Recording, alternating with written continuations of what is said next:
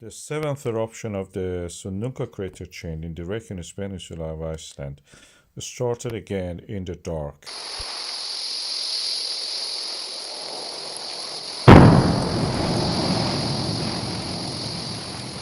And it spread rapidly to become the second largest eruption.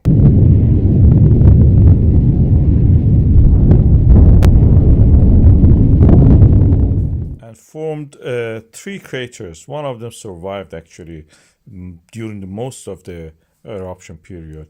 And then the middle one also started erupting back again from the being dormant. It was in a way that one of them was erupting, the other one was quiet, alternating between themselves, as you can see in this clip that I'm showing you. The reason that I tried to understand was this: we had two kind of mini reservoirs somewhere. When one was getting filled up, the other one was erupting. So when the other one erupted, the first one was getting gradually filled up and then receding, and the other one also erupting. Eventually, all of this ended after just a few days, and now the volcano doesn't show any sign of activity other than some fumaroles. The weather is not good, and you see a lot of fumes in the air and also lots of cloud. So I've tried to sharpen the image to show you the details, extract the details. You can see the crater is practically showing the signs of rust and weathering. Although during this time we can see that under the ground, the GPS data shows that the magma in the reservoir is again gathering. We are seeing in the Skipatskis and the Svartsengi sharp rise in the GPS data, showing the layers of the rock are rising towards the sky slightly, 1 centimeter, 2 centimeter. We can measure these things, and this is a sign that the magma is there and pushing up.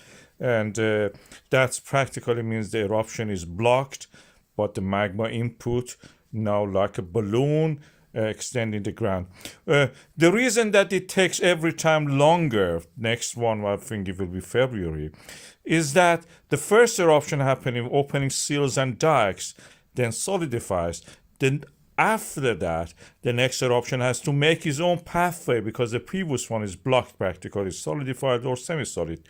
And then this one has to make its own seals and cracks and dikes, and again fill it up with the magma, reach the surface, erupt, and then after eruption finishes, it solidifies or becomes semi-solid, and then the next pathway has to be made independent of that. Every time this making of the pathway takes longer as the lava and as the magma is already there, pushed up the ground, and practically making it a little bit more difficult. So the time between each eruption is getting longer and longer.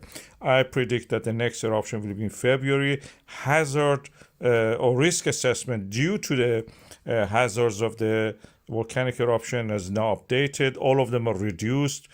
And as you can see here, there is some gas pollution chances.